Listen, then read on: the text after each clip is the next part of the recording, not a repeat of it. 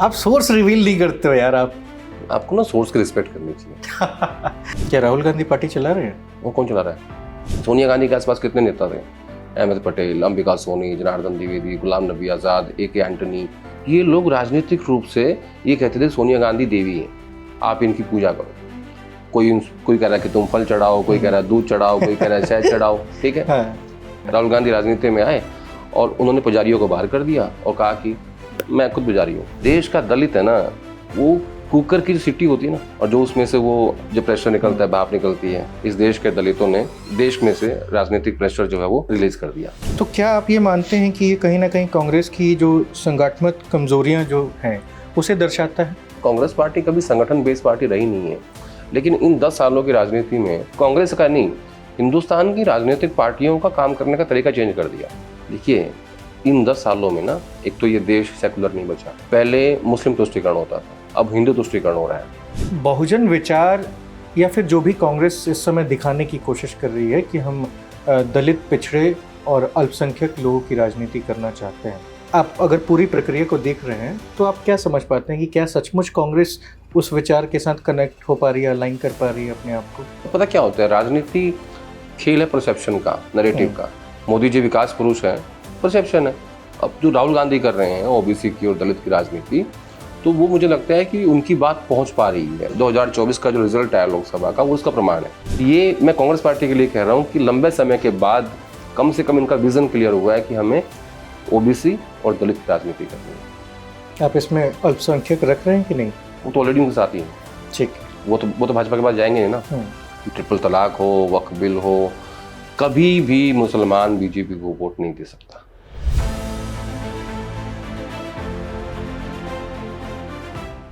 नमस्कार, आदाब। मेरा नाम अनिल शारदा है। आप मुझे मॉल्टिक्स पर देख रहे हैं। यह हमारा शो है देखी जाएगी, जिसका 2nd एपिसोड है, और हमारे साथ बातचीत में आदेश रावल साहब हैं। बहुत बहुत स्वागत है सर। Thank you.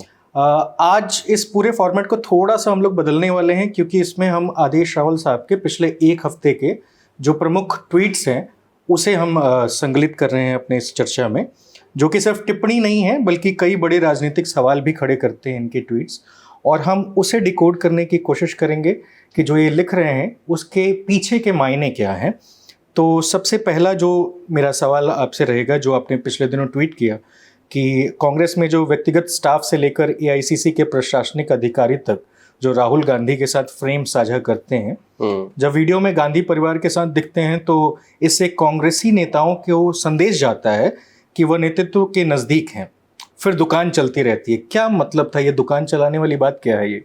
क्या आपने कभी प्रधानमंत्री मोदी के आसपास उनका स्टाफ देखा है? नहीं। मीडिया सलाहकार, पीएस, ओएसडी, सेक्रेटरी, जितने भी लोग होते हैं पीएमओ में, कोई आता है? साथ तो नहीं होते हैं। नहीं होते ना। हाँ। किसी फ्रेम में दिखाई दिए? क्या कोई देखा है कि अमित शाह जी के साथ कौन उनका स्टाफ में काम करता है? कभी देखा है?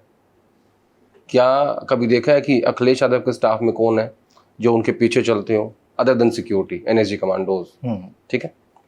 लेकिन राहुल गांधी के साथ में आपको सब नजर आएंगे, उनके पीए, उनके सेक्रेटरी, उनके ओएसडी, एआईसीसी का स्टाफ। आजकल तो एक अलग ट्रेंड देख रहा हूं मैं, जो उनके फोटो खींचते हैं आजकल वो भी वीडियो में आ रहे हैं। मतलब वो अपना काम उन्होंने छोड़ दिया, वो किसी और को दे दिया, वो भी नेता बन गए। तो इससे क्या होता है, ये ना बेसिकली ये कांग्रेस पार्टी में संभव है। यहाँ पे ना आंतरिक लोकतंत्र बहुत ज्यादा है। तो ये लोग क्या करते हैं, ये जो स्टाफ है जो नजदीक रहता है, जिसका काम है, और आप सैलरी पे हो, आपको उस काम के लिए सैलरी मिलती है, ऐसा नहीं कि आप फ्री में कर रहे हो काम। तो वो क्या करते हैं कि वो जानबूझ के राहुल गांधी के आसपास नजर आते हैं, जानबूझ के वीडियो में आएंगे, बहाने से वीडियो में आएंगे, ताकि वो फ्रेम साझा करे। और वो जब पूरे देश का कांग्रेस कार्यकर्ता है, नेता उसको देखता है, तो उसके अंदर एक मैसेज जाता है कि यार ये तो बड़ा क्लोज है राहुल गांधी के, और भले ही राहुल गांधी उससे बात ना कर रहे हो। तो ये क्या करते हैं, ऐसे दुकान चलाते हैं। तो मैंने उस बात का जिक्र किया कि भाई मतलब कि कोई भी ऐसा पॉलिटिशियन नहीं है हिंदुस्तान में जहां जो उसका पेड स्टाफ है वो उसके साथ दिखाई देता हो, जानबूझ के फ्रेम में आते हो। कहीं तो बहाना ढूंढते हैं कि हम कैसे आए उसके अंदर। तो इसको लेके एक कंपटीशन चल रहा है इनके स्टाफ में। लेकिन आप मुझे इनके स्टाफ से लेकर एआईसीसी के स्टाफ तक कंपटीशन चल रहा है कि कौन ज्यादा दिखाई देगा। तो इसमें दिक्कत क्या है? इसमें दिक्कत ये है कि जब या तो आप पॉलिटिक्स में आ जाओ, अगर आपको नेता बनना है तो आप फुल टाइम पॉलिटिक्स करो, लेकिन आप सैलरी भी ले रहे हो पार्टी से, आपको उनका ऑफिशियल काम जो करना वो सब छोड़ के अब राजनीतिक रूप से आप अपने आप को सक्रिय कर रहे हो। आप किसकी ओर इशारा करना चाह रहे हैं? क्या बहुत सारे लोग हैं, कोई एक नाम नहीं है उसमें। नाम तो मैं ले दूंगा, मुझे कोई तकलीफ नहीं है, लेकिन उसमें एक नाम हो तो बताऊं ना। एक लंबी फहरिस्त है। यहाँ इसी बात की राजनीति हो रही है कि कौन ज्यादा नजदीक है। तो वो संदेश किसको देते हैं? पता क्या होता है, नेता बहुत डरपोक होता है, जो राजनीति में है ना वो डरपोक होता है। तो वो ही देखता है कि यार राहुल गांधी के आसपास कौन है, प्रियंका गांधी के आसपास कौन है, सोनिया गांधी के आसपास कौन है। भाई अहमद पटेल थे एक टाइम पे, हाँ है ना, और एक टाइम पे वी जॉर्ज साहब भी थे। आज देखो कहाँ है। मतलब वी जॉर्ज आज भी सोनिया गांधी के साथ ही काम करते हैं, लेकिन लगभग 20-25 साल पहले जो उनकी पावर थी वो शायद ही किसी की हो, और आज वो आते हैं, बैठते हैं और चले जाते हैं, उनके पास कोई पावर नहीं है। ऐसा भी टाइम होता है।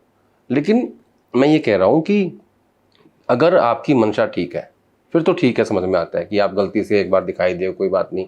बार बार आप आते हो, और कई लोग हैं, एक आदमी नहीं है, कई हैं, तो उससे फिर आपकी मंशा पे ना सवाल खड़े होते हैं कि ये आप जानबूझ के कर रहे हो। ये चीज़ मैं कई टाइम से नोट कर रहा हूँ। पर क्या राहुल गांधी को पता नहीं है इसके बारे में? यार इतने बड़े नेताओं को ये सब चीज़ें सोचने का टाइम नहीं होता। मैंने पिछले सेशन में भी देखा, पार्लियामेंट के इस सेशन में भी देखा कि जो आपका फोटोग्राफर है वही अब आप नेतागिरी कर रहा है। तो इतना मतलब आंतरिक जो लोकतंत्र के दिखाई देगा आपको। तो ये जानबूझ के करते हैं ताकि नेताओं में संदेश जाए और फिर वो हमसे संपर्क करें, इनकी दुकानें चलें। ठीक है। यहाँ कांग्रेस पार्टी की समस्या पता है क्या, वो खुद से जूझ रही है। उसका कोई झगड़ा भाजपा से नहीं है।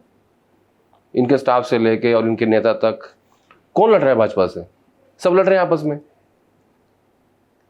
तो उसमें क्या होता है, राहुल गांधी का स्टाफ ना छोटी चीज़ नहीं है, बहुत पावरफुल चीज़ है। गांधी जी का स्टाफ हो या मोदी जी का स्टाफ हो या अमित शाह का स्टाफ हो, ये ऐसे नहीं होता। यही मतलब हर जगह स्टाफ बहुत पावरफुल होते हैं। एक नाम हमेशा सुनते हो आप, हिरेन जोशी, सुनते हैं ना?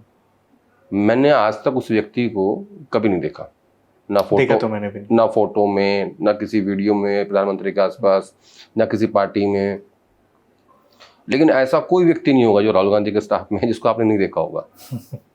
अभी हाल ही में एक वीडियो थी उनकी, शाहपुर जाट में उन्होंने शूट आउट किया था, उसमें भी उनका सारा स्टाफ दिखाई दे रहा है। और जिन लोगों के साथ दर्जी थे, जो नेहरू जैकेट पे कोई चर्चा चल रही थी कि कब से खानदान में आया हुआ है सारी चीजें, तो वो लोग भी बता रहे थे कि ये राहुल गांधी के बाकी स्टाफ है। तो वो इतना महत्वपूर्ण है, मैसेज पहुंच रहा है।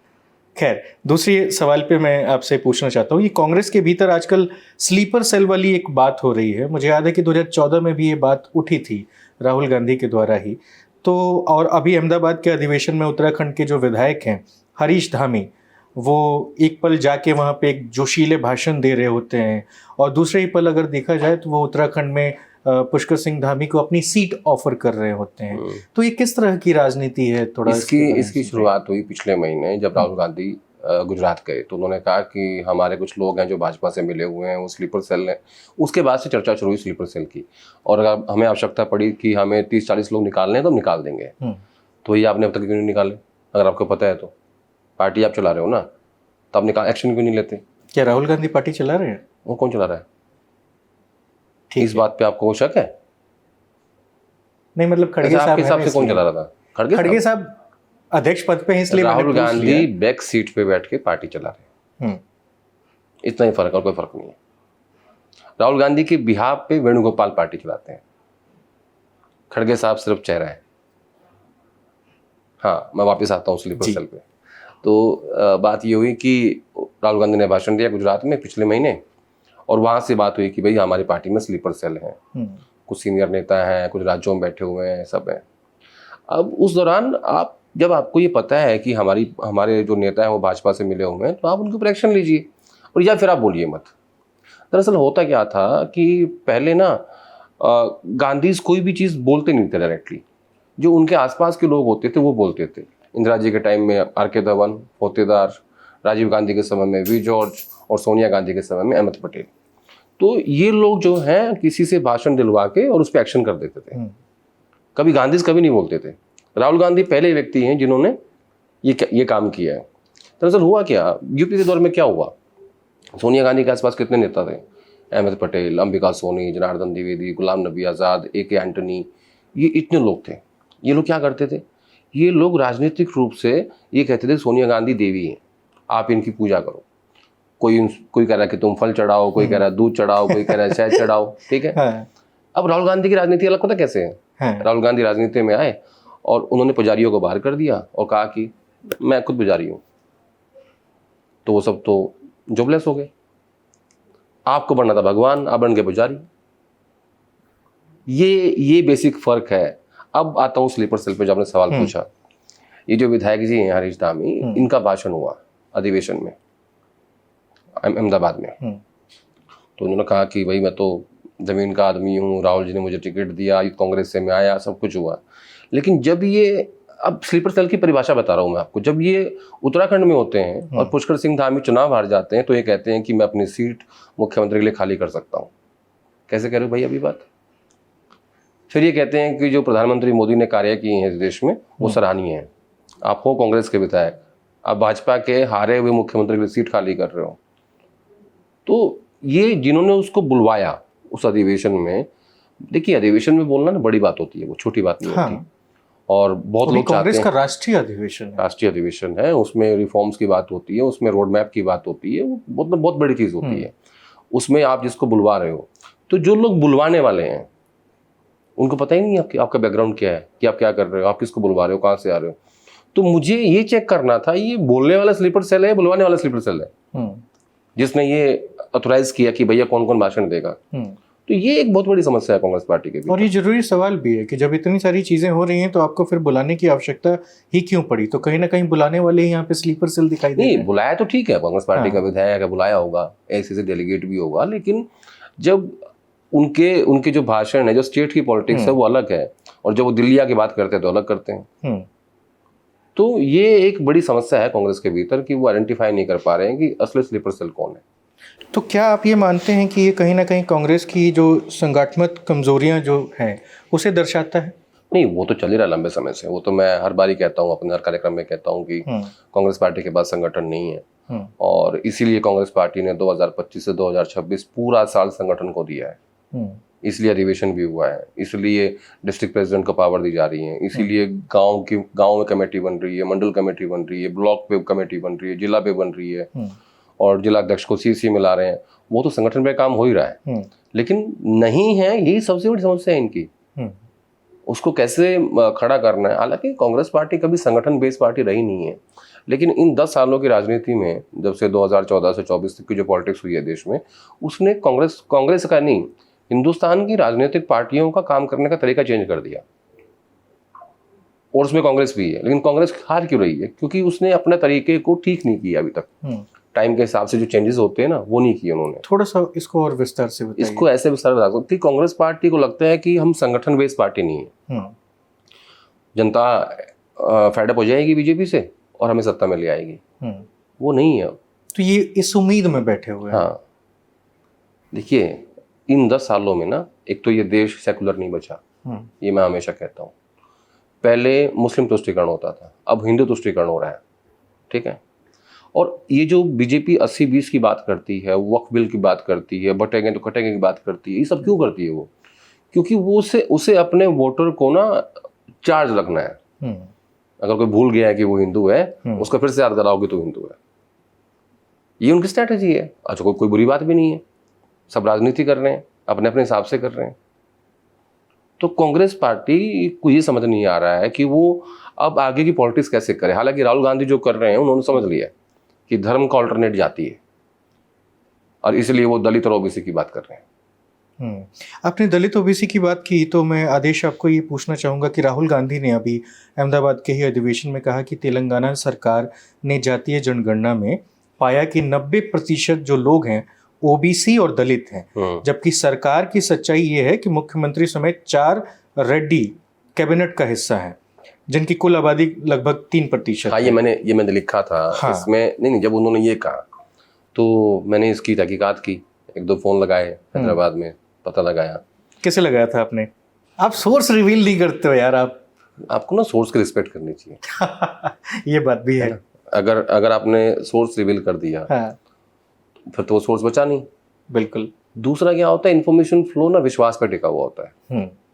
विश्वास गया, इन्फॉर्मेशन गई। तो मैं एक खबर के लिए अपने सोर्स को नहीं मार सकता। सही बात, ठीक है जी। और जिसको बनाने में मुझे सालों लगे हैं, सोर्स एक दिन में नहीं बनता। हाँ।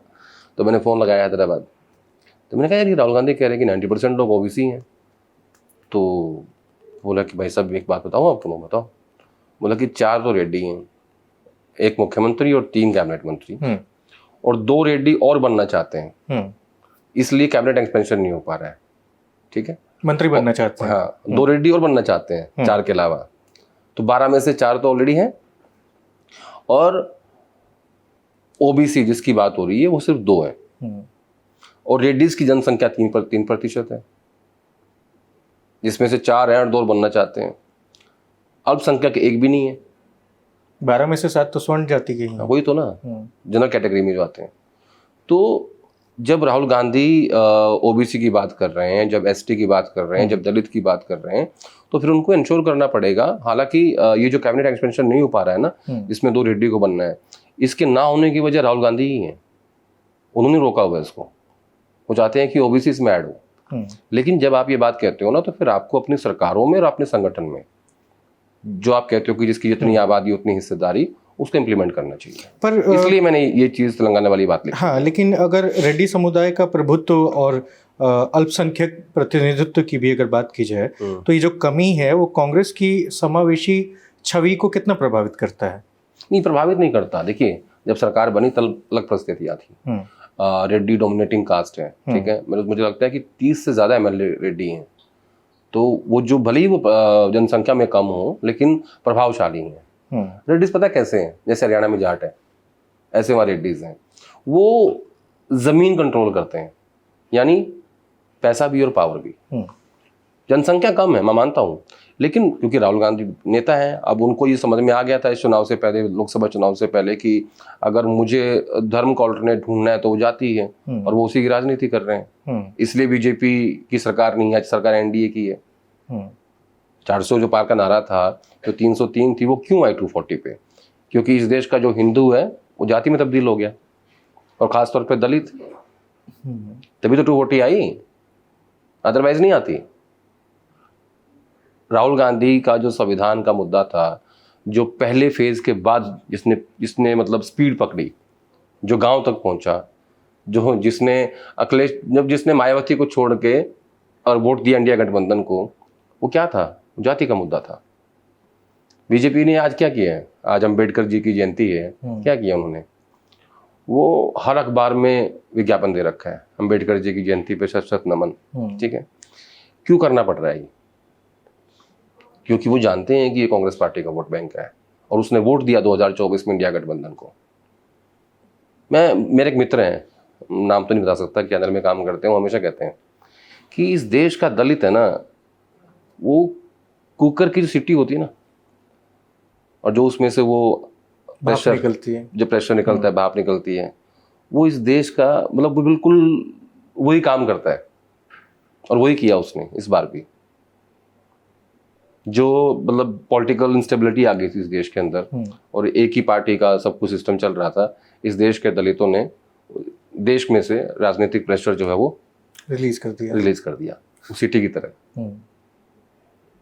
जो बड़ी बात है, आज बड़ा अच्छा एग्जाम्पल लगता है मुझे ये। बिल्कुल। हाँ, तो इसीलिए आज बीजेपी जो है बाबा साहब को याद कर रही है, मजबूरी है उनकी। विज्ञापन दे रहे हैं, प्रधानमंत्री हरियाणा में है बाबा साहब की जयंती पे, क्योंकि लेकिन वो एक बात नहीं समझ रहे हैं कि दलित जो है, आप मुझे बताओ कि कितने नेता दलित हैं बीजेपी में? कोई एक बड़ा नाम याद आता हो? आएगा ही नहीं, क्योंकि बीजेपी पार्टी सवर्णों की है, बनिया, ब्राह्मण, ठीक है, राजपूत, अपर कास्ट। तो राहुल गांधी क्यों ओबीसी की बात कर रहे हैं? क्योंकि वो जानते हैं कि अपर कास्ट उनके साथ है। हालांकि कई ब्राह्मण मुख्यमंत्री कांग्रेस पार्टी ने भी दिए हैं, ऐसा नहीं है पहले के समय में। हाँ। लेकिन तब बीजेपी बहुत कमजोर हुआ करती थी, कांग्रेस पार्टी जो है पूरा रूल करती थी, खासकर उत्तर प्रदेश जब उनके पास था। तो राजनीति बदल रही है। तो इसलिए मैंने तेलंगाना वाली बात की थी कि जो आपने ये कहा है, ये आपके स्टेट में इम्प्लीमेंट नहीं हो रखा है। तो मुझे लगता है कि आहिस्ता आहिस्ता चीजें बदलेंगी।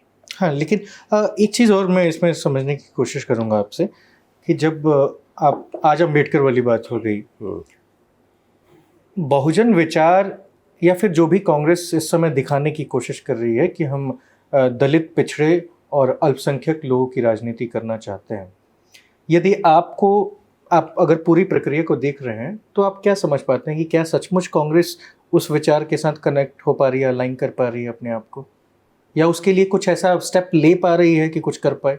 नहीं, देखिए, इन्होंने अपने संगठन में अभी फेरबदल किया था भारतीय राष्ट्रीय कांग्रेस में। उसमें इन्होंने कई ओबीसी लाने की कोशिश करी है सरकारों में, क्योंकि इनकी सरकार ही बहुत कम राज्यों में है। सरकार 3 राज्यों में है, कर्नाटक, तेलंगाना, हिमाचल प्रदेश। तो सरकार का तो मुझे नहीं पता, लेकिन संगठन में लाने की बात हो रही है। और पता क्या होता है, राजनीति खेल है परसेप्शन का, नैरेटिव का। मोदी जी विकास पुरुष है, परसेप्शन है। अब जो राहुल गांधी कर रहे हैं ओबीसी की और दलित की राजनीति, तो वो मुझे लगता है कि उनकी बात पहुंच पा रही है। उसका प्रमाण ये है मेरे पास कि 2024 का जो रिजल्ट आया लोकसभा का, वो उसका प्रमाण है। हालांकि विधानसभा में नहीं हुआ वो काम, क्योंकि एक संदेश ये गया कि इस देश में संविधान को बदलने के लिए बीजेपी को 400 सीट चाहिए। ठीक है, तो गांव में बैठे उस दलित को लगा कि हमारे बाबा साहब के संविधान को एक चेंज कर देंगे। तो ये नैरेटिव किसका था? विपक्ष का, खासतौर पर राहुल गांधी का, जो अपने हर भाषण में संविधान की कॉपी दिखाते थे। वो कॉपी जो लाल रंग की छोटी सी कॉपी है संविधान की, उसने नैरेटिव सेट कर दिया। तो ये इसको आहिस्ता आहिस्ता इसको ये और बढ़ रहा है। आप देखो कि राहुल गांधी महाराष्ट्र जाते हैं, दलित किचन की बात करते हैं, वहाँ एक लड़के की हत्या होती है, उसके यहाँ जाते हैं। पार्लियामेंट में अमित शाह स्टेटमेंट भाषण देते हैं बाबा साहब को लेके, कुछ रिपीट कर देते हैं, वो विपक्ष उसका मुद्दा बनाता है। और उस दिन राहुल गांधी और प्रियंका गांधी दोनों नीले रंग के कपड़े पहन के आते हैं, जो बाबा साहब का कलर था, जिसका वो कोट पहनते थे। तो सिंबॉलिक रूप से जब मैं इनको डिकोड करता हूँ और देखता हूँ, तो साफ साफ दिख रहा है ना। कम से कम ये मैं कहूंगा कि पहली बार राजनीतिक रूप से विजन क्लियर है कि हमें क्या चाहिए। इस देश में बेरोजगारी का सबसे बड़ा कारण बताऊं क्या है? सबसे बड़ा कारण नौकरियां नहीं है, वो तो है ही है। ये नहीं पता कि करना क्या है। ग्रेजुएट हो जाएंगे, पुलिस में भर्ती हो जाएंगे, आर्मी में चले जाएंगे, एयरफोर्स में चले जाएंगे। जब तक विजन क्लियर नहीं होगा ना, तब तक आप कुछ नहीं कर सकते। तो ये मैं कांग्रेस पार्टी के लिए कह रहा हूं कि लंबे समय के बाद कम से कम इनका विजन क्लियर हुआ है कि हमें ओबीसी और दलित की राजनीति करनी है। आप इसमें अल्पसंख्यक रख रहे हैं कि नहीं? वो तो ऑलरेडी उनके साथ ही हैं। ठीक है, वो तो भाजपा के पास जाएंगे नहीं ना। भले ही सौगाते मोदी जाए या वक्फ बिल के ऊपर मोदी जी भला करना चाहते हैं मुसलमानों का, वो जो भला है वो इन्वर्टेड कॉमर्स में आ जाता है फिर से। मैंने आपके लास्ट टाइम भी कहा था, मैंने तब भी बात कही थी। तो वो देखिए, ये आप भूल जाओ, ट्रिपल तलाक हो, वक्फ बिल हो, कभी भी मुसलमान बीजेपी को वोट नहीं दे सकता, कभी भी नहीं दे सकता। आपने तो उसको तो बात करने की आवश्यकता ही नहीं है। आपने वक्फ बिल की चर्चा कर दी, तो मुझे एक और सवाल याद आया कि अभी फिर से अधिवेशन में ही इमरान प्रताप गढ़ी के भाषण की चर्चा हुई जो संसद में उन्होंने दिया था। दिग्विजय सिंह ने उनका भाषण था बहुत बढ़िया। हाँ, बिल्कुल बढ़िया था। पर फिर एक सवाल ये भी तो होता है, ये सच्चाई है कि संसद में किस मुद्दे पर कौन बोलेगा, इस पर राजनीतिक पार्टियों में खूब राजनीति होती है। टीएमसी इसका ताजा उदाहरण है। और एक चीज और मैं इसमें जोड़ना चाहता हूँ कि कभी भी जब इस तरह की बातचीत होती है तो उसको बोलने के लिए सपा जैसी पार्टी या कोई भी पार्टी कोई एक मुस्लिम नेता उठा देगी, कांग्रेस इमरान प्रताप गढ़ी को या इमरान मसूद को उठा देगी, लेकिन कभी राहुल गांधी या खड़गे जी या इस तरह के सरीखे नेता सामने आके उस पर एक बेहतर भाषण नहीं देते हैं बचाव में। नहीं, देखिए, इसका 2 कारण है। खासतौर पर वक्फ बिल पे अगर राहुल गांधी, प्रियंका गांधी भाषण देते हैं तो उससे क्या होता, जो बीजेपी चाहती है और ज़्यादा पोलराइजेशन होता। और बीजेपी ये कहती है, देखो हम तो कहते थे मुसलमानों की पार्टी है, ठीक है, तो वो नैरेटिव सेट हो जाता। इसलिए मुझे लगता है कि इनके जो रणनीतिकार थे, उन्होंने कहा कि नहीं, हमारे जो वक्ता है इस पे बात करेंगे। और ये स्टार्टिंग में तय हो गया था, इस बिल पे कोई बॉयकॉट नहीं करेगा, कोई बिल नहीं फाड़ेगा, हमें इसके मेरिट्स और डिमेरिट्स पे बात करनी है बस। ठीक है। अब भाषण पे आपका सवाल था, माफ कीजिए, आपका सवाल क्या था? सवाल ये था कि दिग्विजय सिंह ने इमरान प्रताप गढ़ी तो अहमदाबाद में वर्किंग कमेटी की बैठक हुई, उसमें उन्होंने कहा कि इमरान प्रताप गढ़ी ने जो भाषण दिया है संसद के अंदर, राज्यसभा के अंदर, वो बहुत बेहतरीन था और हम सबको इस बात की हौसला अफजाई करनी चाहिए। अब ये बात सही है कि संसद में कौन बोलेगा, किस समय बोलेगा, कितने नंबर पे बोलेगा, ये झगड़ा सब पार्टियों में है। ये जो टीएमसी का कलेश बाहर आया है वो क्या है? तो क्या किस तरह का गुट है अंदर? हाँ बताता हूँ, सब पार्टियों में है। हाँ। कल्याण बनर्जी और महुआ मोइत्रा, इन दोनों की आपस में नहीं बनती। अब कल्याण बनर्जी वहाँ के चीफ व्हिप हैं टीएमसी के, तो वहाँ वो कलेश है कि मुझे क्यों नहीं बोलने दिया इस बिल के ऊपर, ठीक है। ऐसे ही उधर है राज्यसभा में, तो वो जो झगड़ा बाहर आया है टीएमसी का, वो इस बात को लेके आया है कि मैं इस पे चर्चा में भाग लूंगी या नहीं लूंगी। इनका डेलीगेशन ईसीआई गया था, इलेक्शन कमीशन ऑफ इंडिया, तो उसमें शायद महुआ का नाम नहीं था, वहां से ही झगड़ा शुरू हुआ था। अब ऐसे ही कांग्रेस पार्टी में क्या है कि मुसलमान जो नेता हैं, जो अल्पसंख्यक नेता हैं, उसमें एक नाम है नासिर हुसैन, जो खड़गे साहब के बड़े क्लोज हैं और सेकंड टाइम के राज्यसभा सांसद हैं, और दूसरा नाम है इमरान प्रतापगढ़ी का। ये नासिर हुसैन साहब वो तो नहीं जो मटन लाया करते थे? नहीं, ये मैंने नहीं कहा था। अच्छा। ये किसी और ने कहा था, मेरा कोई वो सवाल नहीं है उससे। तो ये दो लॉबी हैं बेसिकली, मुसलमान लीडरशिप जो पार्टी के भीतर डेवलप हो रही है, एक नासिर हुसैन, एक इमरान प्रतापगढ़ी। नासिर हुसैन का ये भाषण हुआ, इमरान मसूद का भी हुआ, लेकिन इमरान एक सांसद है और बीच में उन्होंने पार्टी छोड़ दी थी। तो ऐसा कहा जाता है कि राहुल गांधी के सिस्टम के नज़दीक इमरान है और खड़गे साहब का सिस्टम तो नासिर ही चलाते हैं। तो मुस्लिम लीडरशिप के जो पार्टी में डेवलप हो रही है उसमें ये एक भयंकर झगड़ा है। तो अगर इमरान प्रतापगढ़ी का भाषण नहीं होता तो आपको नासिर का भाषण अच्छा लगता, चर्चा उसकी होती। अब जिसने भी वो भाषण करवाया इमरान का, तो उसमें क्या हुआ होगा? पक्का नासिर की उससे शिकायत होगी कि आपने उसका भाषण क्यों करवाया। ऐसा मैं ज्यूम कर रहा हूं, ऐसा होता है, हर पार्टी में होता है। तो ये कांग्रेस पार्टी के भीतर जो है ना, मुस्लिम लीडरशिप दो तरफ बढ़ रही है। हाँ। इमरान और नासिर, ये मैं आपको बताना चाहता था। और इसका नुकसान क्या होगा फिर? कोई नुकसान नहीं। किसी भी पार्टी में किसी भी धर्म के नेता हों, किसी भी जाति के नेता हों, वो बढ़ते हैं और लीडरशिप चाहती है कि नीचे नीचे झगड़ा चलता रहे, तभी तो आपकी इंपॉर्टेंस रहेगी।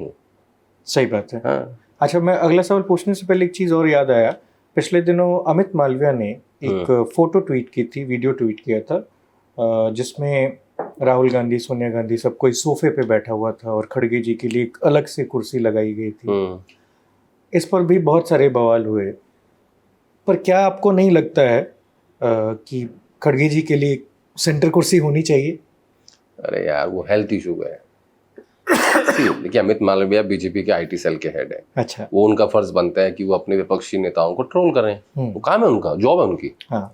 खड़गे साहब के घुटने में दिक्कत है, वो सोफे पे बैठ नहीं पाते, तो जब सोफे पे बैठते हैं तो उठने में बहुत तकलीफ होती है। इसीलिए वो हमेशा जहाँ भी कोशिश होती, जहाँ अवेलेबल होता है, उनके लिए अलग कुर्सी लगवाते हैं। आपने देखा होगा, देखो राहुल गांधी ना कर्टसी में बहुत बड़ी आदमी है। मतलब जैसे खड़गे साहब का हाथ पकड़ लेते हैं, उनके साथ चलते हैं, कभी उनके साथ नहीं बैठते, गाड़ी में पीछे बैठेंगे, वो खड़गे साहब आगे बैठते हैं।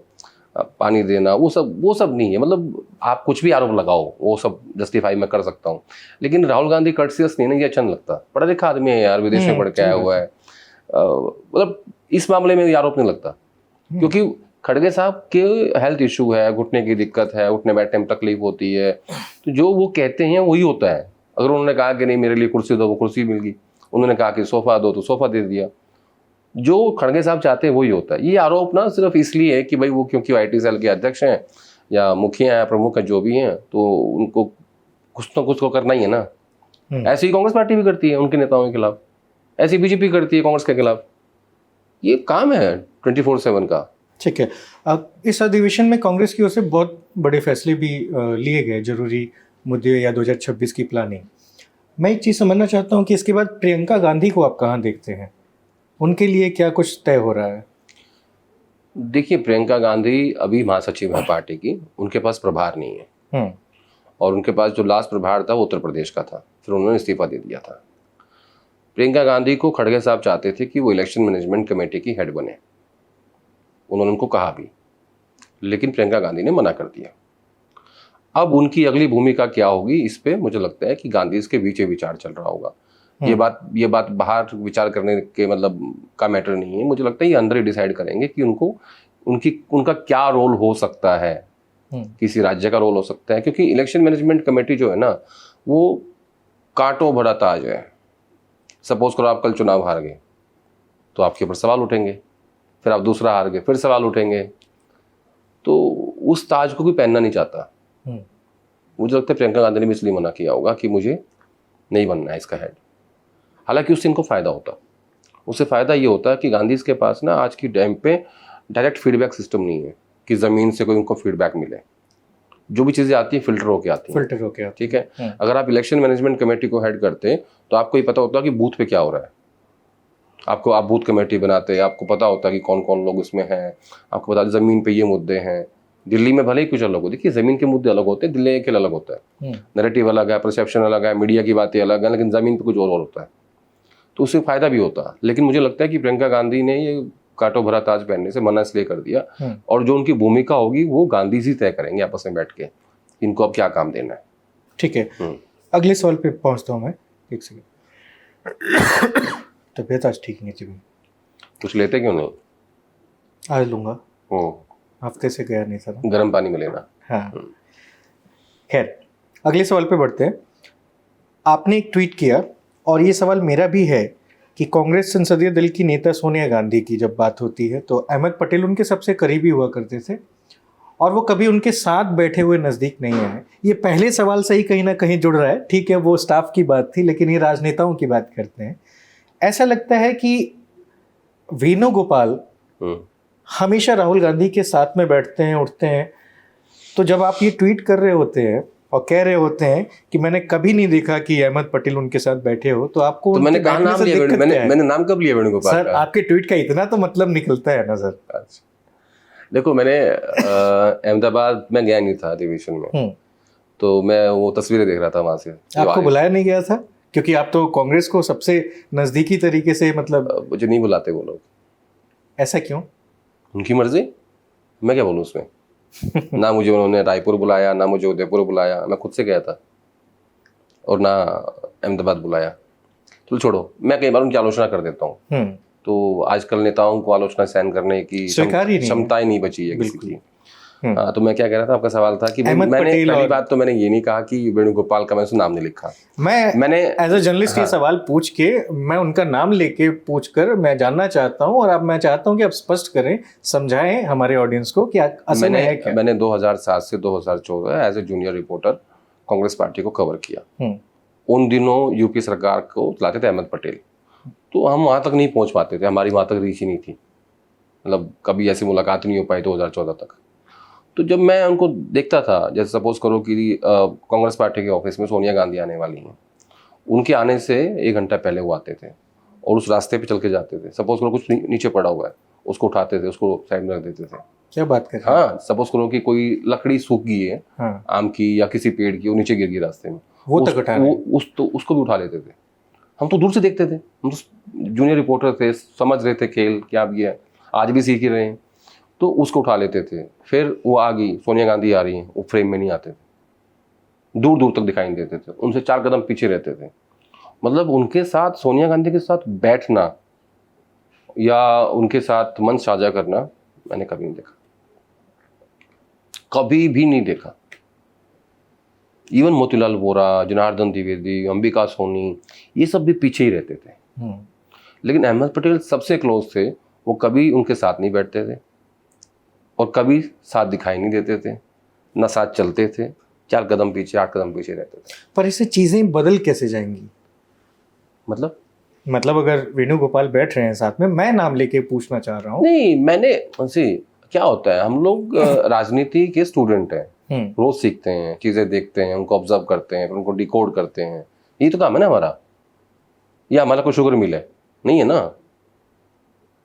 तो जब मैंने ये देखा तो मुझे वो पुरानी बात याद आई, यार वो इतना पावरफुल आदमी था, तो मैंने उसको डिकोड किया, तो मैंने उसको लिख दिया। हाँ, लेकिन इसमें ये भी चीज़ समझ में आता है कि खैर उस समय भले पावर सेंटर वो हो सकते हों, लेकिन कभी उस तरीके से सामने नहीं आए। हो सकता है उनको वो जगह नहीं दी गई हो कि सामने भी आ पाए। पर इसमें वेणुगोपाल राव के साथ एक चीज़ है कि पावर तो है ही, साथ साथ में वो फ्रेम में अब आ पा रहे हैं। उन्हें लाया भी जा रहा होगा। नहीं, लाया किसी को नहीं जाता, खुद आते हैं। और आपको एक जानकारी और दे देता हूँ जी। मैंने ये चीज़ भी पहली बार देखी है। गुजरात के अधिवेशन में बैक डोर में वेणुगोपाल ने अपना फोटो भी लगवाया। क्या बात है। जनरल सेक्रेटरी ऑर्गेनाइजेशन कभी अपना फोटो नहीं लगवाते थे। इस बार इन्होंने डिज़ाइन यहीं से पास किया और गुजरात प्रदेश कांग्रेस कमेटी को भेज दिया, और वहाँ पे वो फोटो लगी बैक ड्रॉप में। ये भी भाई साहब ही कर सकते हैं। बहुत कुछ आप छुपा लेते हैं बताते बताते। खैर, अगला सवाल और आपके ट्वीट से ही लिया गया सवाल है कि सुप्रीम कोर्ट ने महामहिम की सीमा तय करने की बात की है। उसके बाद से ये चर्चा हो रही है कि तमिलनाडु में राज्यपाल को इस्तीफा दे देना चाहिए या फिर केंद्र को उन्हें हटा देना चाहिए। जब एक राज्यपाल ने पश्चिम बंगाल के मुख्यमंत्री को हर रोज अपने होने का एहसास दिलाया, तब उसे भारत का उपराष्ट्रपति बना दिया गया एज अ गिफ्ट। ऐसा मैं नहीं कह रहा हूँ, ये आपके ट्वीट से झलकता है। बताइए क्या कहना चाहते हैं आप? हाँ, तो साफ साफ तो क्या है, इसमें कहाँ सवाल है? इसमें लांगला पेट कहाँ है? नाम लिखा हुआ साफ साफ। भाई जब सुप्रीम कोर्ट ने ये कहा कि एक सीमा होनी चाहिए, ठीक है, तमिलनाडु के गवर्नर की, राज्यपाल की, तो कुछ सोच समझ के कहा होगा। ना तो नैतिकता को आधार मानते हुए उन्होंने इस्तीफा दिया और ना केंद्र ने उसको हटाना ठीक समझा। अब गवर्नर साहब को ये पता है कि जब धनखड़ साहब राज्यपाल थे वेस्ट बंगाल के, तो उन्होंने हर रोज एहसास कराया ममता बनर्जी को कि हाँ मैं गवर्नर हूँ। वो हर रोज इंटरफेरेंस करते थे सरकार के कामों पे। तो तब ये सवाल उठता है सर। हर रोज टिप्पणी करते थे, हर रोज इंटरफेयर करते थे, इंटरफेरेंस करते, मतलब कब नहीं किया। तो फिर क्या होता है, जो बाकी गवर्नर हैं, देखो गवर्नर्स की भी राजनीतिक महत्वाकांक्षा होती है, यहाँ कोई घास काटने नहीं आया। तो क्या यह केंद्र सरकार की नियुक्तियों पर सवाल उठाता है? नहीं, हमेशा से ऐसी होती रही है। कौन सा नहीं कर रहे हैं मोदी जी? उन्होंने भी सीखा है अपने पूर्वजों से, राजनीतिक जो लोग थे, जो रहे हैं सत्ता में, उन लोगों से। तो अब ये जो राज्यपाल हैं तमिलनाडु के, इनकी क्या गलती है? अब उनको ये लग रहा है कि यार जब धनखड़ साहब ने ममता बनर्जी को अपने होने का एहसास कराया और वो देश के वाइस प्रेसिडेंट हो गए, तो अगर उनकी महत्वाकांक्षा तो क्या गलत है? क्या पता वो प्रेसिडेंट हो जाए। सिंपल गेम है डिलीवरी। जो डिलीवर करेगा उसको सत्ता मिलेगी। और राज्यपाल कोई वो नहीं है कि कोई ऊपर से आए हैं, सब राजनीतिक महत्वाकांक्षा लेके आए हैं। और राज्यपाल बनते ही वही हैं जिनको इच्छाएं होती हैं। और आज के इस दौर में तो बहुत महत्वपूर्ण रोल राज्यपालों का। कब सरकार कौन सी तोड़नी पड़ जाए क्या भरोसा है। तो कौन लोग चाहिए जो आपके वफादार हैं, जो आपकी बात माने, जो कानून की परवाह ना करें। इसलिए मैंने ये बात लिखी। चलिए, बेहतर। अच्छा लगा आज कम से कम आपके पूरे 7 ट्वीट्स को हम लोगों ने पूरी ब्रीफिंग के साथ समझने की कोशिश की। एक चीज़ और हम अपने ऑडियंस से चाहेंगे कि आप जो भी सवाल पूछना चाहते हैं आदेश रावल से, जो हम अगले सेशन में इनसे पूछें, वो आप हमें कमेंट के जरिए लिखकर बता सकते हैं और हम आपके नाम से वो सवाल इनसे पूछेंगे। और साथ ही मैं पिछली बार जब हम लोगों ने शूट किया था तो एंड में आपने अपनी ओर से कुछ ऑडियंस के लिए कहा नहीं था, तो मैं चाहूँगा कि मैंने कह दिया था अपनी ओर से। हाँ, मैंने सब कुछ कह दिया था, आपको शायद याद नहीं है, आप भूल रहे हैं। कोविशील्ड सर, तकलीफ होती है। नहीं, मैं बस इतना ही कहूँगा कि जो आप लोगों के सवाल है आप हमसे पूछिए, उसके हम जवाब देने की कोशिश करेंगे, और ताकि आपके और हमारे बीच में कोई गैप ना हो। ठीक है ना? हाँ, बिल्कुल कोई चीज़ मतलब मैं साफ जवाब दूंगा आपको, बताऊंगा कि भाई सच्चाई ये है इसकी। हालांकि इसके लिए हमें पे भी करना पड़ता है, यानी कभी सोर्स बुरा मान जाते हैं, कभी नेता बुरा मान जाते हैं। कोई बात नहीं, देखी जाएगी। तो ये हमारा कार्यक्रम है, देखी जाएगी, और ये दूसरा एपिसोड है। आपको कैसा लगा हमें लिखकर भेजें। फिलहाल इस वीडियो में इतना ही। आपका बहुत बहुत धन्यवाद, शुक्रिया।